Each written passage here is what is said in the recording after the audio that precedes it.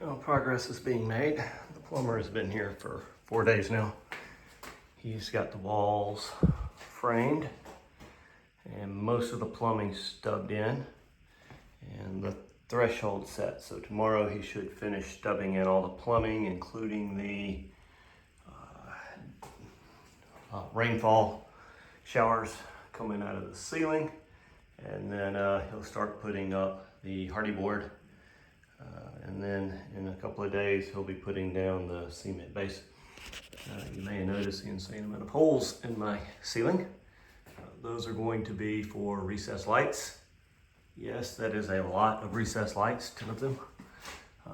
The reason there are so many is I had to drill the holes anyway.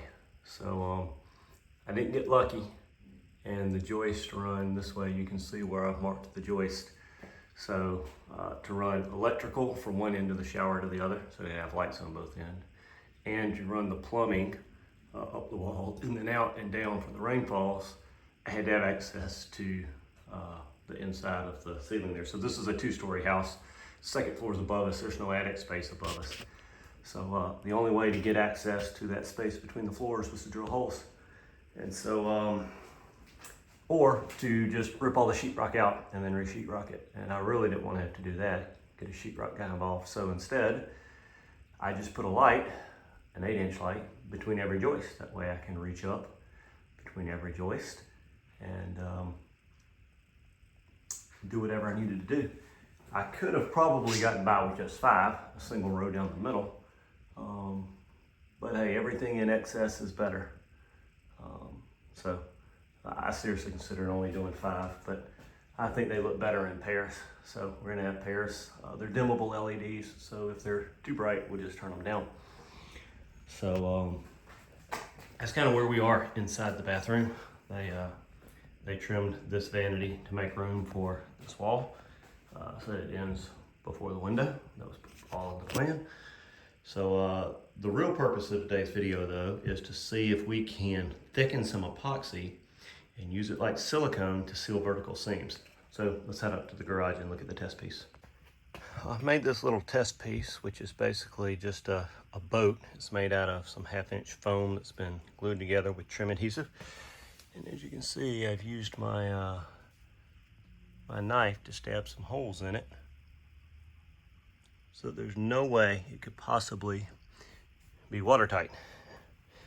So what we're gonna do is we've got some epoxy thickener. We're gonna mix up a little bit of epoxy, mix in the thickener, and then we're gonna take that epoxy and we're gonna spread it right up this joint here.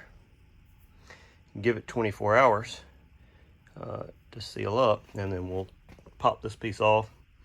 We'll hold it at an angle and we'll fill it up with water and see if that trough holds water or if it leaks through where I punched the holes in. Because the goal of this is to be able to seal the seams of my shower where the end panel meets the back panel and not have to have any silicone in the wet area. When I do it in the actual shower, I'll be using a quick set epoxy, which hardens in 3 hours. But the purposes of testing, I'm going to use traditional epoxy, which takes about 12 to 16 hours to harden. 2 reasons for that. First, I don't want to waste any of my quick set epoxy because I don't have a ton extra of it. And B, I figure if it works with 16-hour epoxy, it'll definitely work with 3-hour epoxy. So I'm going to get this mixed up and spread on, and then we'll make a little video and see how much it's running. Well, any concerns I had about this stuff running, misplaced for sure.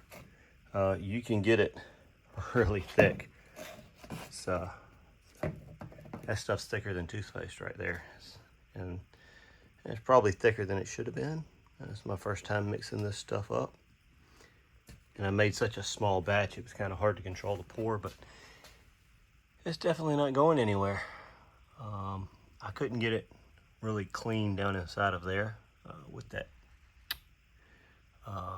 clamp in the way, but got a nice, pretty clean edge here, as clean as I can get it for that really rough surface. That's the contact glue that made it all wither and porous like that. So we're gonna let this dry for 24 hours, and then we're gonna come back to water, come back tomorrow and pour some water in it and see if it holds. Well, it's been a little over 24 hours. The epoxy is definitely set up nice and hard. And so we're gonna put some water in here, see if it holds, see if any leaks. I suspect this will be a rounding success.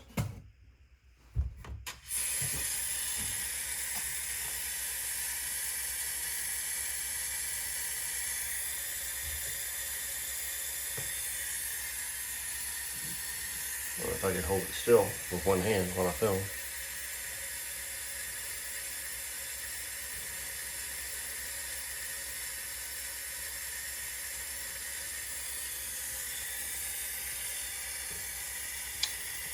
No leaks. I believe we have a method for sealing the corners so they will never need to be resealed, because I've never seen caulk or silicone that didn't have to be redone every few years.